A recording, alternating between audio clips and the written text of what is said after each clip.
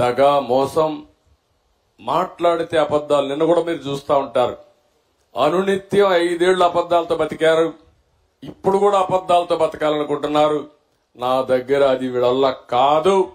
వాస్తవాల్ని ప్రజలకు చెప్పి మీలాంటి అబద్దాల కూరల్ని శాశ్వతంగా రాజకీయాలు లేకుండా భూసమాధి చేసే బాధ్యత తెలుగుదేశం పార్టీ ఎన్డీఏ తీసుకుంటామని చెప్పి నేను మీకు తెలియజేస్తున్నా. ఈ సందర్భంగా ఒక మాట కూడా చెప్పాలి. మొన్న నేను అదే మరి పవన్ కళ్యాణ్ గారు ఇద్దరం కూడా ఎన్నికల ముందే జట్టు కట్టామంటే దానికి కారణం ప్రభుత్వ వ్యతిరేక ఓటు ఒక్కటి కూడా చీలకూడదని ఎప్పుడైతే 2 పార్టీలకు ఒక అవగాహనకు వచ్చామో ఆ రోజే ఎన్నికలైనాయనే అభిప్రాయంతో అందరూ వచ్చారు. ఆ తర్వాత బీజేపీతో కలిశాం. 3 పార్టీల కలయిక కూడా మీరు గుర్తుపెట్టుకోవాల్సింది ఈ రాష్ట్ర ప్రయోజనాలు ఆశించి ఇప్పుడుండే ప్రస్తుత పరిస్థితుల్లో ప్రజలు గెలవాలి, రాష్ట్రం నిలదొక్కోవాలన్న ఆలోచనతోనే చేశాం. నేను చేసింది, మేము చేసింది సరైన నిర్ణయమని కులాలకు, మతాలకు, ప్రాంతాలకు అతీతంగా బ్రహ్మాండంగా గెలిపించారు. నా చరిత్రలో ఎన్నో ఎన్నికలు చూశాను కానీ 11 సీట్లతో గెలిచింది వైఎస్ఆర్ కాంగ్రెస్ పార్టీ. చూస్తే ఇది ఒక చరిత్ర. ఎప్పుడు కూడా ఇన్ని తక్కువ సీట్లు ఎవరికీ రాలేదు. అంటే ప్రజల నిర్ణయం అది. దాన్ని మేము ఇంకొకటి కూడా చెప్తున్నాను.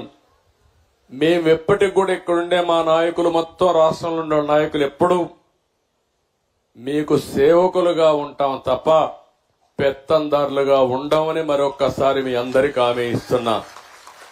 ఎక్కడ పోయినా సింపుల్ గా ఉండడం, ఇదే మరిగా రచ్చబండ మీద కూర్చోవడం, మీ సమస్యలు వినడం, పరిష్కారం చేయడం, ఇది మాకిచ్చింది ఒక బాధ్యత. అంతేగాని ఇది ఒక అధికారం కాదు. ఆ విషయం కూడా మీ అందరికీ గుర్తు చేస్తున్నాను. ఇప్పుడు సబ్జెక్టుకు వస్తే మొట్టమొదటిసారిగా పెన్షన్ ఇచ్చింది, ప్రారంభించింది నందమూరి తారక రామారావు గారు. ఆ రోజు ఆయన ఇచ్చింది 35 రూపాయలు. అప్పట్లో 35 రూపాయలు ఒక కుటుంబానికి పెద్ద వెసులుబాటు. అక్కడి నుంచి మేము తర్వాత నేను వస్తానే 94-95లో 75 రూపాయలు చేశాను. ఆ తర్వాత 2014 వరకు ఆ 75 రూపాయలు 200 రూపాయలు అయింది. నేను వచ్చిన వెంటనే 200 రూపాయల్ని 1000 రూపాయలు చేశాను. మళ్లీ 200 రూపాయల్ని 2000 చేశాను.